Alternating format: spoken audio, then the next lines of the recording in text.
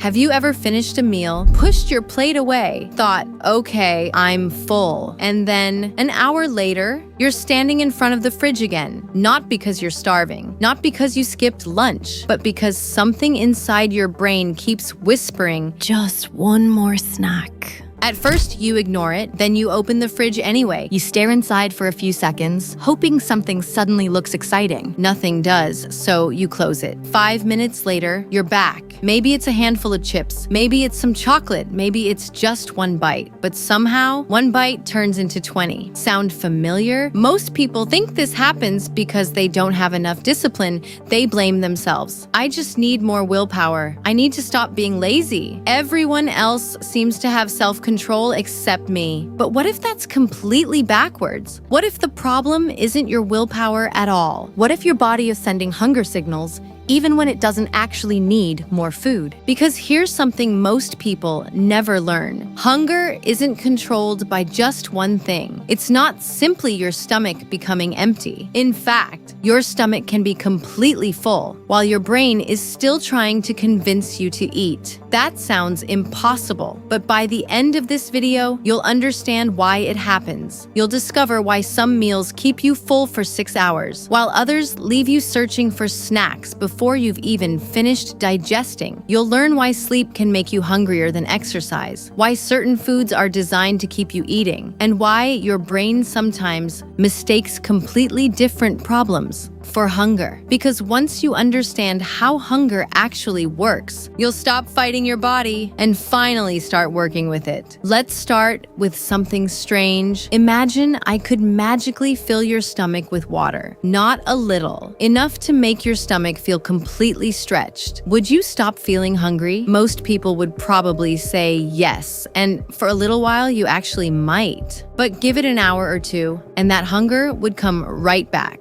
Not because your stomach is empty, because your body wasn't asking for volume. It was asking for nutrition. That's the first myth we need to break. Your stomach doesn't decide when you eat. Your brain does. Think of your stomach like a microphone. It constantly sends information upstairs. I'm empty. I'm stretching. Food just arrived. But the final decision is made somewhere else. Your brain. And before your brain tells you to stop eating, it waits for a surprising amount of evidence. It listens to your stomach. It listens to your intestines. It checks your blood sugar. It looks at the nutrients entering your bloodstream. It even pays attention to how much you've been sleeping, how stressed you've been, and sometimes even what time of day it is. In other words, your brain isn't asking one question. It's trying to solve a puzzle. Do we have enough energy, enough protein, enough nutrients? Should we prepare for another meal? Until it feels confident that the answer is yes, it keeps the hunger signal turned on. And that's where modern food creates a problem our ancestors never had. Thousands of years ago, food came packaged by nature. An apple came with water, fiber, vitamins, chewing time. Your brain had plenty of opportunities to recognize we're eating. You can relax. Today, you can drink hundreds of calories in under 2 minutes. You can finish an entire bag of chips before your brain has fully registered that you've started eating. Calories arrive faster than your body's communication system can keep up. It's almost like receiving hundreds of emails all at once. The information is there, but it takes time to process. And during that delay, your brain may still be asking for more, which explains something almost everyone has experienced. Have you ever eaten an entire fast food meal, felt stuffed, then somehow still had room for dessert? That isn't because you have a second stomach. It's because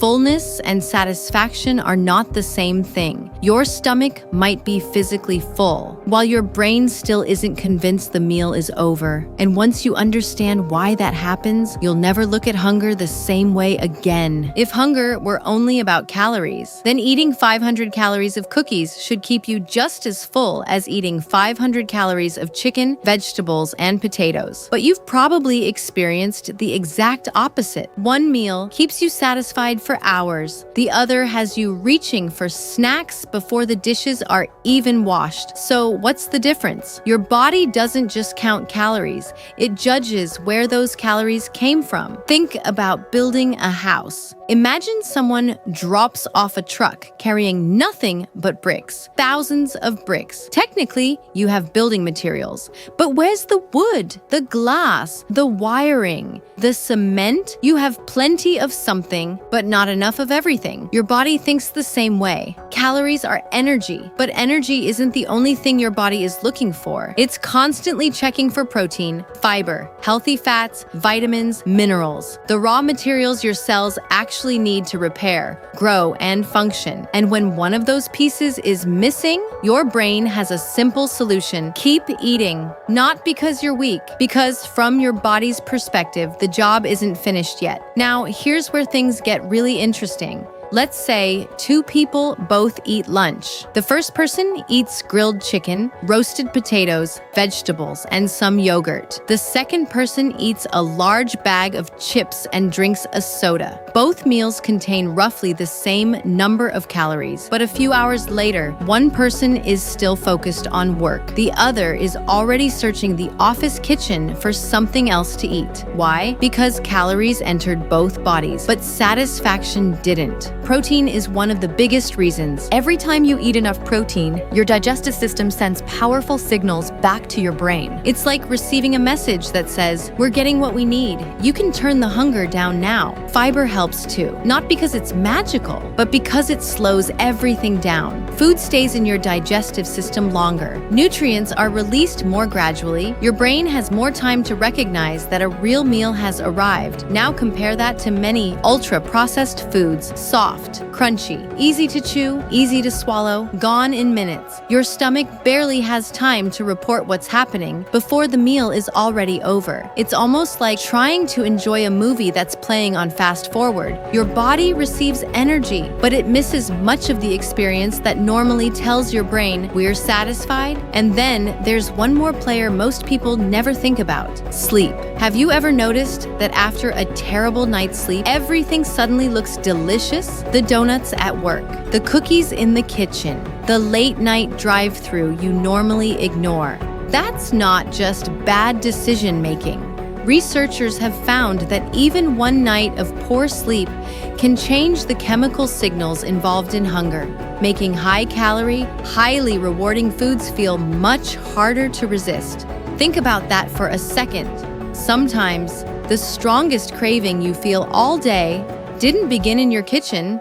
It began the night before, when you didn't get enough sleep. And if all of this feels a little unfair, there's one more reason your appetite sometimes seems completely out of control. It's not your stomach, it's not your hormones, it's the food itself. And that's where things become even more surprising. Here's a question. Have you ever opened a bag of chips, planning to eat just a handful, and then looked down, only to realize the bag was almost empty? You weren't even that hungry. You weren't paying attention. It just happened. Most people blame themselves. I have no self-control. But food scientists have been studying this exact behavior for decades. Because if a food company can make you eat just a little more and come back a little sooner, they sell a lot more food. That doesn't mean someone is secretly trying to control your mind. But it does mean many modern foods are carefully engineered to be incredibly rewarding. Think about some of the foods that are hardest to stop eating.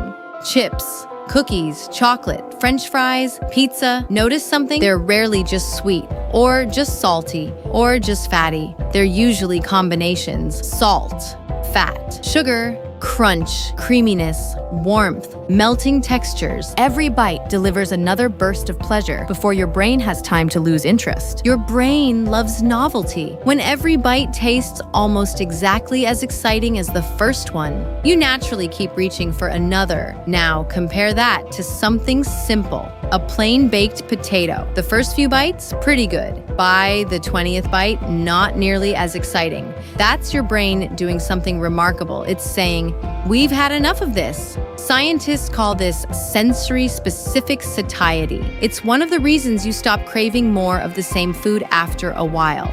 But many ultra-processed foods are designed to slow that feeling down. They stay exciting for longer. which means it's much easier to keep eating, even after you've had enough energy. That's why you can finish dinner, feel completely full, then someone places a slice of chocolate cake in front of you, and somehow you find room for dessert. People joke about having a dessert stomach, but what's really happening is your brain is responding to something new, a new flavor, a new texture, a new reward. Your stomach didn't suddenly make extra space. Your brain simply changed the question. It stopped asking, "Are we full?" and started asking, "Is this worth eating anyway?" And honestly, sometimes the answer is yes. There's nothing wrong with enjoying dessert or pizza or chocolate. The goal isn't to fear food, the goal is to understand it. Because once you realize your brain is responding exactly the way human brains evolved to respond, You stop treating every craving like a personal failure. You stop believing you're broken.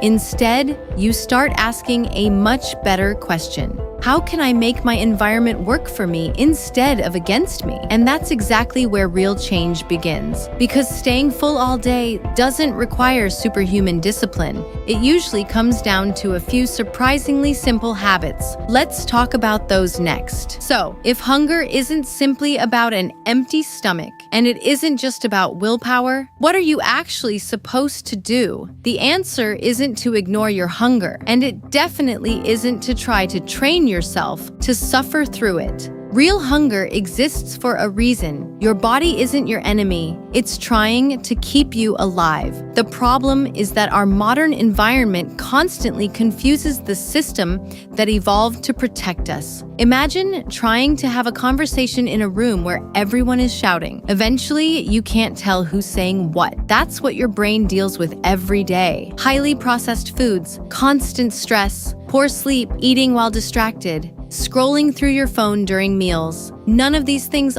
automatically make you gain weight, but together, they make it much harder for your brain to understand whether you're actually satisfied. So instead of trying to eat less, start by making each meal work harder.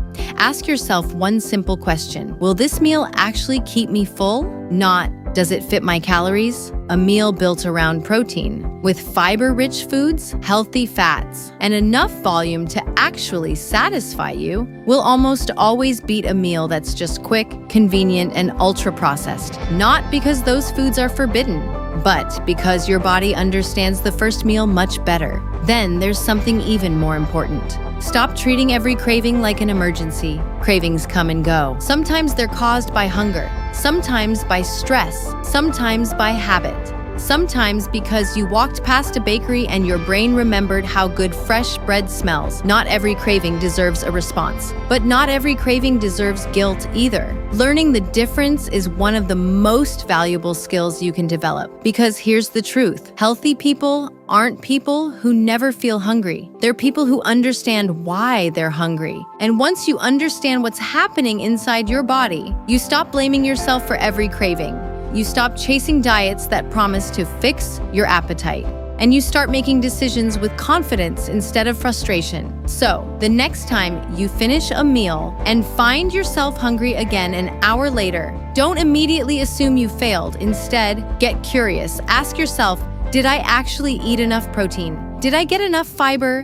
Did I sleep well last night? Am I physically hungry? Or am I just bored, stressed, or eating out of habit? those questions will teach you far more than another restrictive diet ever will. Because hunger isn't a sign that you're broken. It's your body speaking. And the better you understand its language, the easier it becomes to work with it instead of against it. If you learned something new today, subscribe to Athletica Her. Every week, we break down the science behind fitness, nutrition, and the human body, without myths, gimmicks, or empty motivation. Because when you understand why your body works the way it does, making healthier choices becomes a whole lot easier.